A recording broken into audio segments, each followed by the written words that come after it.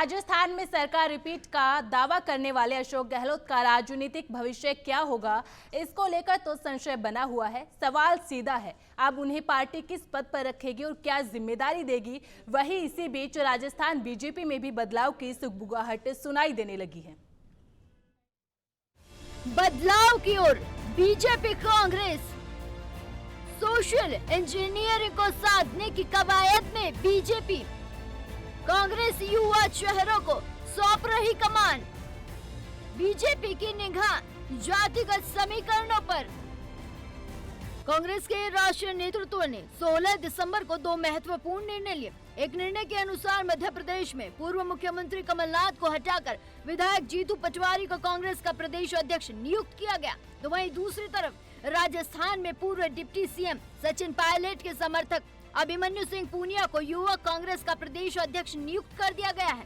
हाल ही में संपन्न हुए विधानसभा चुनाव में मध्य प्रदेश में कांग्रेस की कमान कमलनाथ के हाथ में ही थी, लेकिन चुनाव में कमलनाथ ने राष्ट्रीय नेतृत्व के दिशा निर्देश मानने के बजाय स्वयं की ही राय को प्राथमिकता दी, जिसकी वजह से मध्य प्रदेश में समाजवादी पार्टी के साथ गठबंधन नहीं हो सका। इतना ही नहीं, राष्ट्रीय नेतृत्व खासकर राहुल गांधी की भावनाओं के विपरीत कमलनाथ ने सपा के अध्यक्ष अखिलेश यादव को लेकर गैर जिम्मेदाराना टिप्पणी भी की। अब जब एमपी में कांग्रेस की बुरी हार हो गई, तब राष्ट्रीय नेतृत्व ने कमलनाथ की भी छुट्टी कर दी है। कहा जा रहा है कि अब कमलनाथ को लोकसभा का चुनाव भी नहीं लड़वाया जाएगा। कह सकते हैं कि अब मध्य प्रदेश में कांग्रेस को चलाने में कमलनाथ की कोई भूमिका नहीं होगी। और वहीं मध्य प्रदेश में जो स्थिति कमलनाथ की थी, ठीक वैसी ही स्थिति राजस्थान में अशोक गहलोत की है। गहलोत ने तो मुख्यमंत्री पद पर बने रहने के लिए कांग्रेस के राष्ट्रीय नेतृत्व के खिलाफ गत वर्ष खुली बगावत की थी। अब जब राजस्थान में भी कांग्रेस हार चुकी है, तब अशोक गहलोत के बगैर कांग्रेस को चलाने की रणनीति बनाई गई है। और 16 दिसंबर को जिस तरह अभिमन्यु सिंह पूनिया को युवा कांग्रेस का अध्यक्ष बनाया गया है, उससे अशोक गहलोत को अपनी स्थिति का अंदाजा लगा लेना चाहिए। दावा किया जा रहा है कि अब गहलोत को राष्ट्रीय स्तर पर भी कांग्रेस संगठन में कोई पद नहीं मिलेगा। सब जानते हैं कि पूर्व में जब भी राजस्थान में कांग्रेस की हार हुई है, तो अशोक गहलोत को राष्ट्रीय स्तर पर संगठन का महासचिव नियुक्त किया गया है। हारने के बाद भी गहलोत कांग्रेस की राष्ट्रीय राजनीति में सक्रिय रहे हैं, लेकिन वर्ष 2018 से लेकर 2023 तक मुख्यमंत्री के पद पर रहते हुए गहलोत ने पार्टी हाईकमान के खिलाफ जो रवैया अपनाया, उसी का परिणाम है कि इस बार गहलोत को राष्ट्रीय और प्रदेश की राजनीति से अलग रखा जाएगा। कहा जा सकता है कि अशोक गहलोत अब एक विधायक के तौर पर आराम की मुद्रा में रहेंगे। हालांकि अभी कांग्रेस विधायक दल के नेता की घोषणा होनी बाकी है, जो विधानसभा में प्रतिपक्ष के नेता की भूमिका निभाएंगे।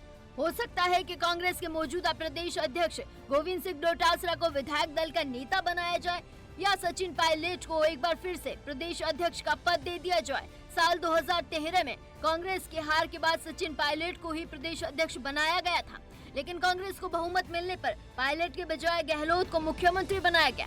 इसके बाद से ही राजस्थान में कांग्रेस गहलोत और पायलट गुट में विभाजित हो गई।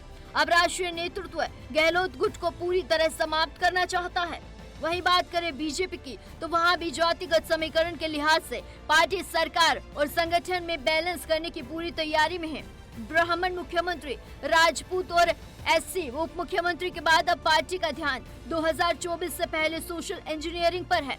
इसी कड़ी में आकलन लगाया जा रहा है कि केंद्रीय कृषि राज्य मंत्री कैलाश चौधरी राजस्थान में भाजपा के प्रदेश अध्यक्ष हो सकते हैं।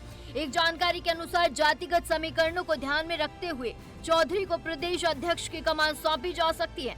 वहीं अभी सांसद सीपी जोशी भाजपा के प्रदेश अध्यक्ष हैं, लेकिन भजनलाल शर्मा को मुख्यमंत्री बनाए जाने के बाद माना जा रहा है कि सीपी जोशी को प्रदेश अध्यक्ष के पद से हटाया जाएगा। जहां तक कि सीपी जोशी का सवाल है, तो भाजपा के राष्ट्रीय नेतृत्व, खासकर प्रधानमंत्री नरेंद्र मोदी, राष्ट्रीय अध्यक्ष जेपी नड्डा और केंद्रीय गृह मंत्री अमित शाह का भरोसा सीपी जोशी पर बना हुआ है। तो वहीं डॉक्टर सतीश पूनिया के बाद सीपी जोशी को ही प्रदेश अध्यक्ष बनाया गया था। विधानसभा चुनाव में जोशी ने राष्ट्रीय नेतृत्व के दिशा निर्देश में ही अध्यक्ष पद की भूमिका निभाई थी। और वहीं सूत्रों के अनुसार मंत्रिमंडल के गठन में भी सीपी जोशी की राय को प्राथमिकता दी जा रही है। Bureau report, Navtej TV.